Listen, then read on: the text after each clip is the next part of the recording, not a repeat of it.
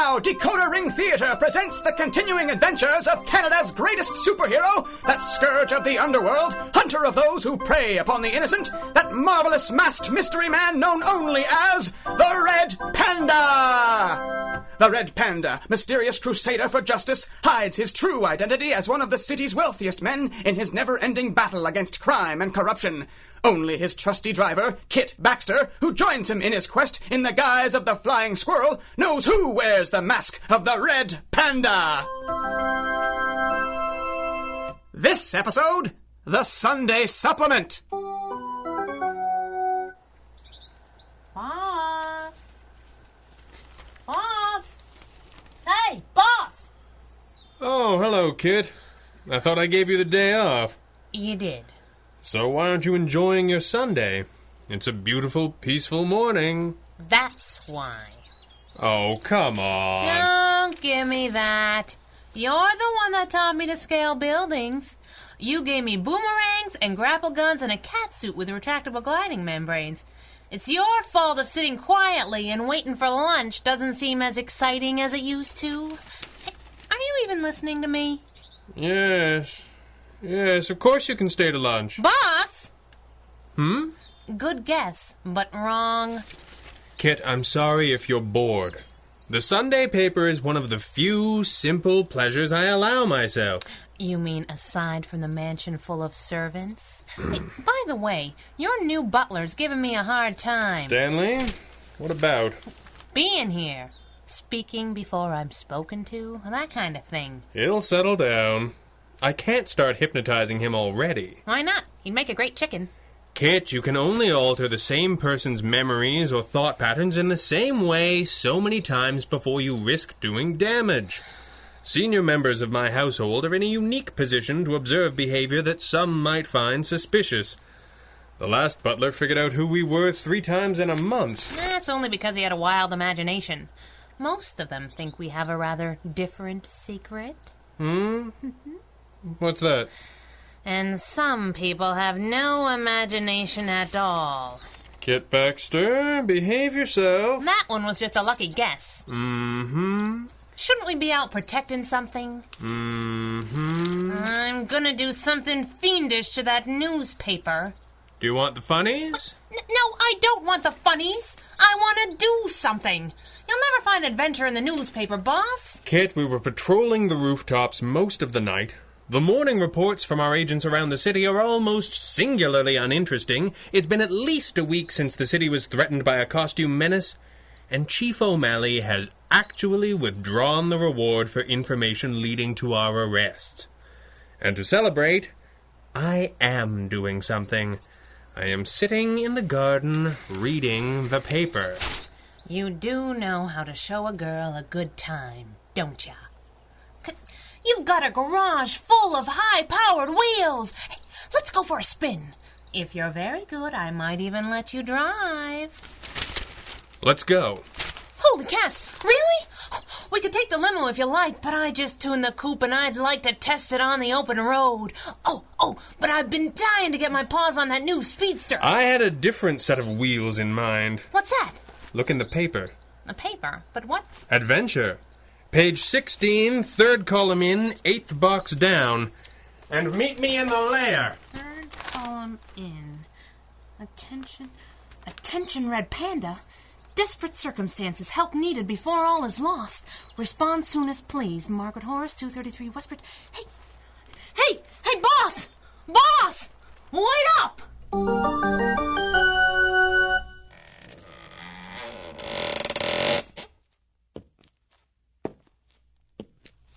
Hello? It's Margaret Horace. Are you there? Red Panda? I got your message to wait in the lane for the taxi cab. He brought me here to this warehouse and left me. Hello? I'm not too late, am I? I never drove so fast in my life. Sister, that was nothing. What are you screaming for? You're standing on the ceiling. Yeah, but you're not. So I repeat, I'm sorry. This has been quite a day. I'm not surprised after that stunt you pulled. You should have known that placing that ad in the newspaper'd bring out half the reporters in town, and most of the crazies. It never occurred to me. There were so many. I'll say. We had to come up with a plan to spring you. It took us half an hour to knock them all off your trail, even with Sully's driving. Sully? The cab driver owed us a favor. You're the Flying Squirrel, aren't you? What was the tip-off? Would you mind coming down here? This is very awkward. Give up the high ground? Not till the boss gets here. The Red Panda? Where is he? Just cleaning up a couple of stragglers. Boss! Who are your playmates? The last two that Sully couldn't shake. I'd introduce you, but they're busy being unconscious just now. They news hounds? Too determined. This one's Lefty Maxwell. I don't know the other. Gangsters? They were following me? Easy, miss. Miss? I take it this is Margaret Horace. That's what she said. Keep your eyes peeled for trouble. I can see her just fine. Squirrel. I've never fainted in my life, and I don't like girls that do. All right. Just truss up those two for me. Right, boss. Miss Horace?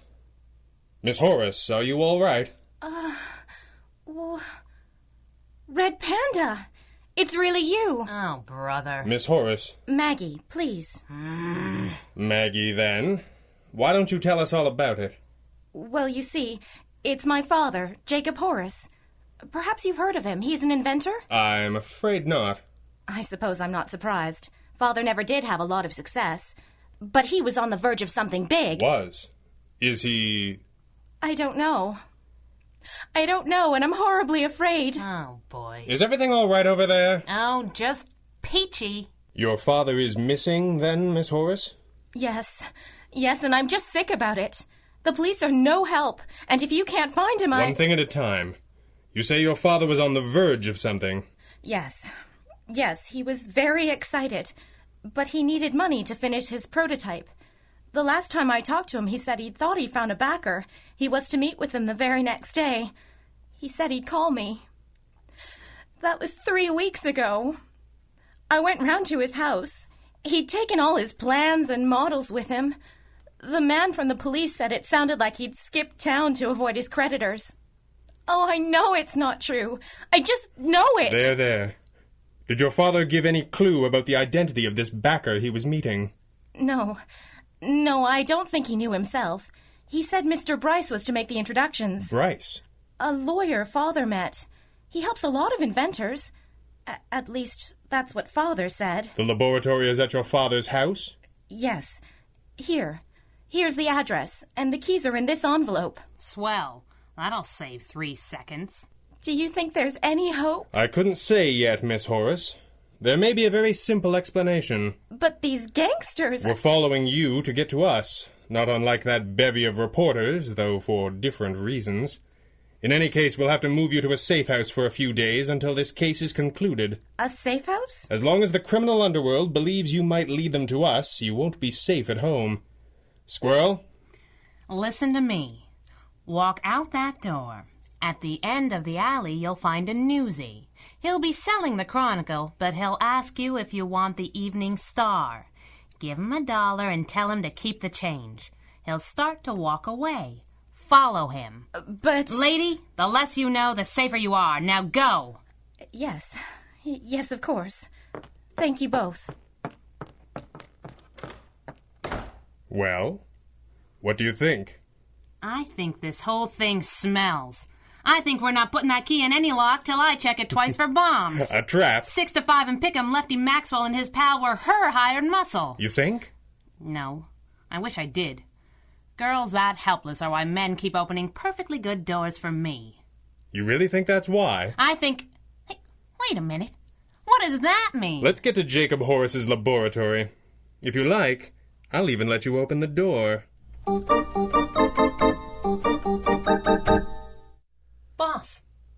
Boss, you still here?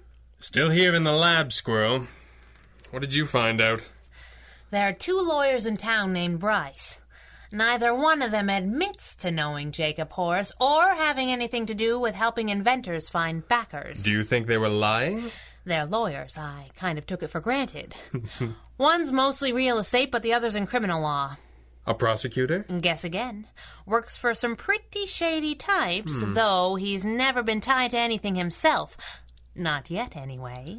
That could mean something. If you teach me hypnosis, we'd know for sure. Now, Squirrel, you do lots of things that I can't. Like drive?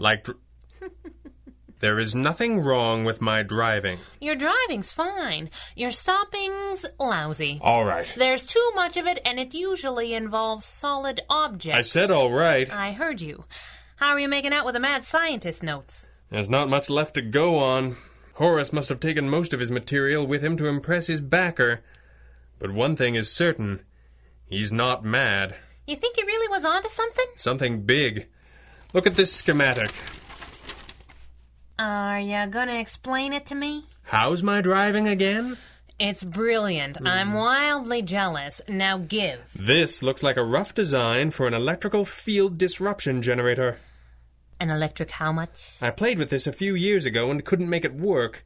Essentially, this device prevents electrical fields from forming within a certain radius. And that's good? It is if you plan to use it to disarm maniacs with ray guns. It could just as easily be used to shut down our devices, like our static shoes or radio rings. And if they built one big enough? They could hold the entire city hostage. Or just rob it blind. Right. So whether he's a supervillain or an innocent stooge, Jacob Horace has an appointment with the Red Panda. Couldn't have said it better myself.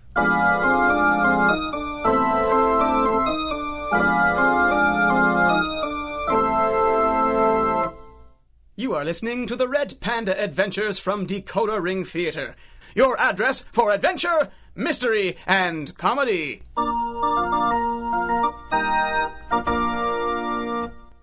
Who's there?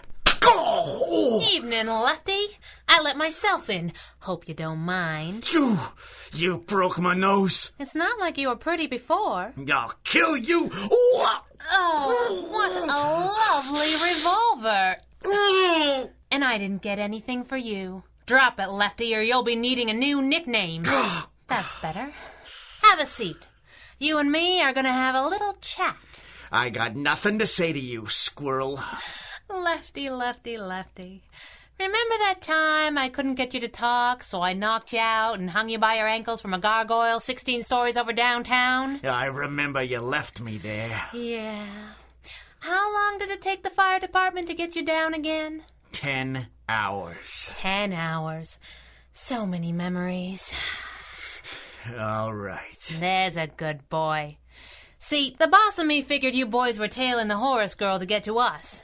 Then we figured out what her old man was up to and thought maybe it was more than that. I don't know nothing about that. Nothing about what? That crazy old inventor. You really are dumb as a bag of hammers, aren't you, Lefty? What? I don't rate a visit from the big guy? He just hypnotized you, Lefty. I'm gonna beat it out of you. You might hurt me, Squirrel, but you're not gonna kill me. She will. She will she? Why don't you just give me a name and address? You're already halfway there. You think this is funny, don't you? Don't you? You won't be laughing when she gets finished with your boss. What are you on about now? Think you're so smart, don't you? But you're dumb enough to let Bryce walk away. Your lawyer pal won't walk far. He'll be spilling his guts to the boss right now. Wrong, rodent. She figured you'd call the big guns when the mouthpiece stonewalled you. The Red Panda's walking right into a trap. That's for smiling while you said that. Flying Squirrel, the Red Panda. Come in, Red Panda. Flying Squirrel, the Red Panda. Come in, boss. Boss, come in. It's a trap. What's the matter, Squirrel? Nobody home? You don't mind if I handcuff you to this radiator, do you, Lefty? And I'll just leave this over here. Just a few feet out of reach. What's that? A bomb, silly. A bomb? Just a little one. Just big enough to spray you all over this room if I'm not back in 3 hours. Oh, and Lefty? Yeah? If this she hurts the boss, I won't be coming back.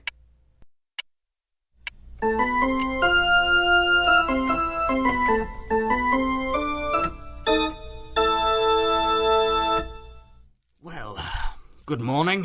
What? Morning. Possibly. Hard to tell in here. Are you all right, young man? Jacob Horace, I presume. How did you know? I'm supposed to be rescuing you. I let myself get sapped like an amateur. Don't feel too bad. I walked right in the front door and handed them my life's work. The electrical field disruption generator? How did you I know? tried something myself once, but it never worked. Or rather, it worked too well for its own good. You can't happen to see how many locks they've got on these chains, can you? Oh, I make it 3. Just 3? I hate being underestimated. Well, you were unconscious. There is that. What is this place? It looks like a crude laboratory. Yes, this is where they forced me to complete my prototype. Then it's finished. You actually overcame the paradox? How do you build a device to prevent the formation of electrical fields that doesn't eliminate its own power supply? Yes, that was the final masterstroke. A tiny compensator circuit surrounding the unit's dynamic flow regulator. I'm impressed. But why did they bring me here? That mask of yours seems to generate a painful electric shock to anyone who tries to remove it. They couldn't understand why the device is unaffected by my disruption generator. For that matter, neither can I. No electrical equipment should be operative within 100 feet of this machine. It's quite intriguing. I'd be pleased to explain it, sir. If you could just do one thing for me. What's that? The ring on my right hand. Do you think you could wire it to one of your compensator circuits? And quickly? This ring? What does it do? It might help us if I can't pick these locks. I'd have to remove it, of course. Naturally. Hurry, please. Certainly, young man, certainly. Now, if you just care to explain how your mask defeats my device. Yes, of course. Just a moment. Almost. 1. 1? Oh, yes, good show. Now, the mask? How's that circuit coming? Just about. There. The device inside your ring should be working normally now. Would you be so kind as to press the central switch down and twist it to the left? Oh, yes, there we are. 2. Good show. I know you have your secrets, young man, but I have spent a lifetime perfecting this device, and I really must know why it affects everything which uses electricity, except the security device in your mask. I think we might be in trouble. Why is that? This last lock is very, very good. I'm impressed. Perhaps your ring will help you? I'll give it back to you if only you'll tell me. Shh. I'm sorry, Mr. Horace. I must seem very rude to be so distracted by a little life and death situation like this. But you see, I did promise your daughter I'd bring you back safe. My daughter? Maggie, yes. Oh, of course. She must be so worried, poor child. But I'm terribly afraid of what these fiends might do with my creation. If I understand how to protect against the field disruption effect, if we could let the world know, protecting others has to be our first priority. Yes. Yes, I see your point. Very well. It must have something to do with the shielding that prevents me from being electrocuted when the mask's charge is tripped. Yes. Yes, I see. A shield. Yes. You see, a mask can be terribly useful, particularly when your real face has become inconvenient. Isn't that right, Maggie? Maggie? There's no point hiding in the shadows, Miss Horace. As if that were your real name. How did you know I was here? I heard you come in a moment ago. It had to be you, Golden Claw. So you know. I knew the moment I laid eyes on Bryce. Your defense lawyer, and one of the few who remained loyal to you after your fall. Golden Claw? That's right, Horace. Your new master is one of the most sinister criminal minds in history. She consolidated organized crime in the city under her rule until she was finally stopped. Yes. Stopped by you, mystery man. I heard you'd engineered an escape from prison. I see you bought a new face as well. And 20 years of new life to go with it, Red Panda. There is much that science does not understand, and most of it is available for a price. This is no crude plastic surgery, but an entirely new body. Even you couldn't tell I wasn't sweet, young Margaret Horace. If only there really was such a person. Men are such idiots. If that isn't your body, it must have belonged to someone before. Who was she? What did you do to her? What does it matter? Golden Claw, you diabolical fiend. Golden Claw? Who is that?